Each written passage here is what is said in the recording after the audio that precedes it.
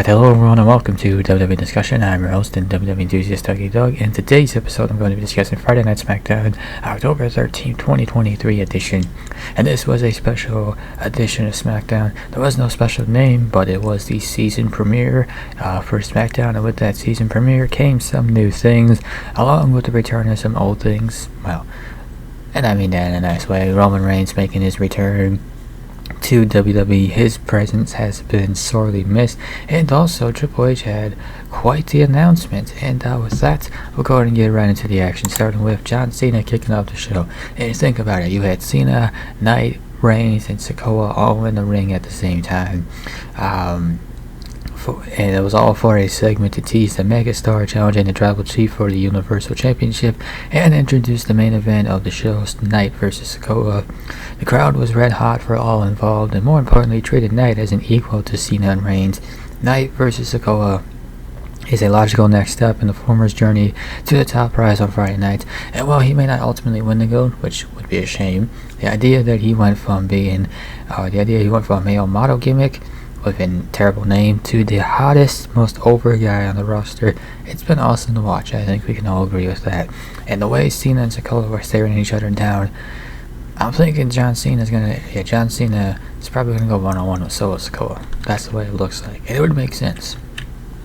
And you have Triple H's announcement that general managers are back. How long does this last? I don't know, but so far, it got off to a pretty good start. Adam Pearce, well, he can take it easy now on Friday nights because he only has to manage Monday nights. He's the Raw general manager. And Nick Aldis, what a signing here for WWE. He's the SmackDown general manager. So congrats to Adam Work and getting promoted for all his hard work. And congrats to former Impact and NWA World Champion Nick Aldis on his new role. And it didn't stop there. So Jey Uso, when he got traded to Raw, somebody from SmackDown was going to go over to, or somebody from Raw was going to go over to SmackDown, and that superstar was Kevin Owens. And he wasted a little time establishing his presence, dropping NXT North American Champion Dominic Mysterio with a stunner, putting an end to the whining and complaining from Mysterio. This was a noteworthy segment that could shape months of SmackDown programming. Owens is a big get, even if it feels like he has kind of been shuffling back and forth between the shows. All this could freshen things up as an authority figure on Friday night. And also, he's only 36 years old, so if he wanted to step in the ring, that's certainly a possibility right there. Granted, I think priority number one is the authority figure role, but let's not completely shelve the idea of him being an in-ring competitor. And then you have a tag team title match, Cody Rhodes and Jey Uso versus A-Town Down Under. And the match was strong, had great heat, and featured some of the best work seen from Waller on the main roster to date. Theory's great. He's a professional wrestler, advanced well beyond his years, and both Waller and Theory went toe-to-toe with two of the top stars in the company and never looked out of place. Rhodes and Uso would retain, and as important as the match was, the face-to-face confrontation between Rhodes and Roman Reigns was just as important.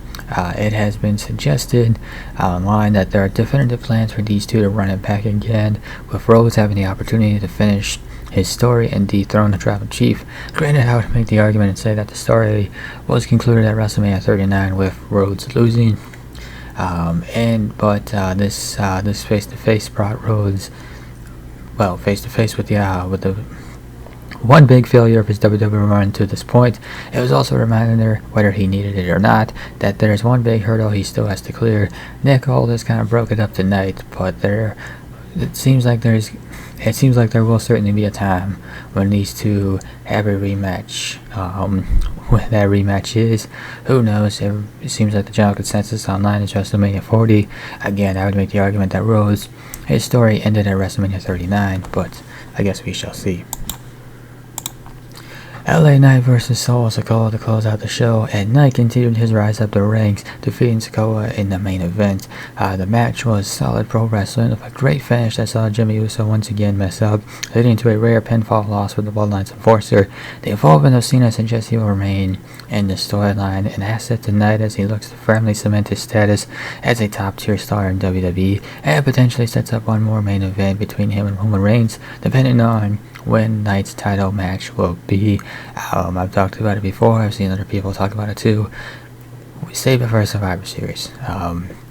Speaking of Reigns, he laid out Knight to close out the show and added further credence to the idea that the megastar is a main eventer and a champion and a worthy title challenger.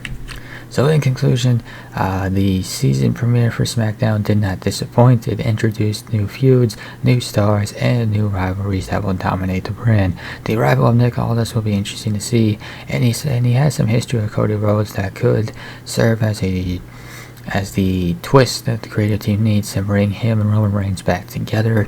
Kevin Owens returning to SmackDown is a great move. Hopefully there's a legitimate creative plan for him and he doesn't, well, this is no disrespect to Sheamus, but end up filling the role that Sheamus has essentially been filling, which is the grizzled veteran who floats in and out of programs without actually being given much to do. On a night where much was expected, WWE delivered and created buzz for the next few months of television. How it capitalizes on it will be the real question. But again, things are looking up for SmackDown. And with that, we'll go and wrap up this episode of WWE Discussion. If you enjoyed this episode, be sure to hit that like button down below.